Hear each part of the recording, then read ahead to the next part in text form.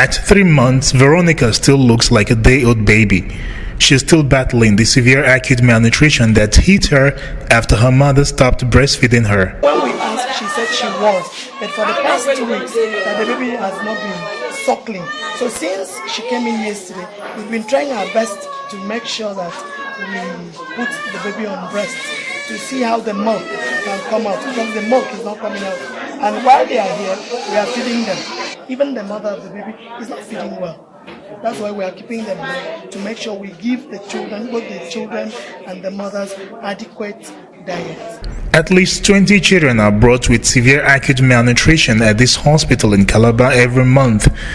Crossovers has a government-sponsored free program for indigent children under 5, but here children and their mothers depend on good spirit and philanthropy. A lot of people don't have money to give the necessary food. Some of them that even have some, they don't even know how to combine the food.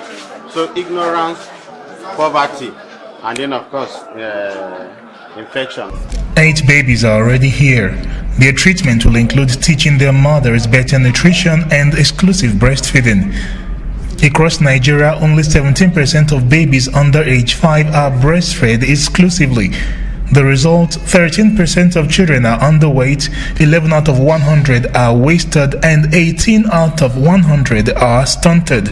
Conditions that experts say follow them into adult life and reflect on their future children. Treatment here uses a power food produced in South Africa, imported by UNICEF. And most of it is funded by donors.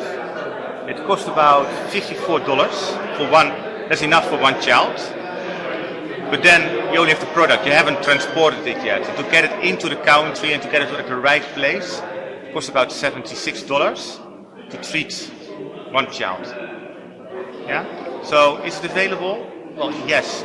With the help of donors, UNICEF is importing it. But we don't have enough money to import enough.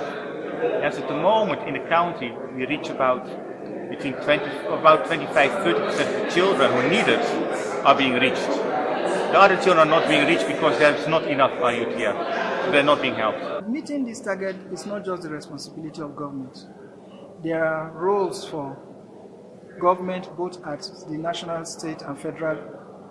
There is role for the NGOs and the civil societies. There is a role for donors and international organizations, and there is a role for the private sector. Everybody has also what resources that need to be brought in. So it's not about bringing in the money, the cash, but bringing in that resource where you have a comparative advantage. For example, the private sector. The potential in the private sector is huge, not just in the food industry, but even in other sectors as well, because they have areas of comparative advantage, bringing out the right nutrition messages, making their products nutrition sensitive, products that can positively impact on nutrition, and creating the awareness of how to promote adequate nutrition, making the environment suitable to encourage, to promote, and to protect breastfeeding, and in fact exclusive breastfeeding. A recent report shows the food has helped save nearly 1 million children from malnutrition-related death, but millions more who need it cannot get it. Veronica got some and narrowly escaped becoming just one more unfortunate statistic.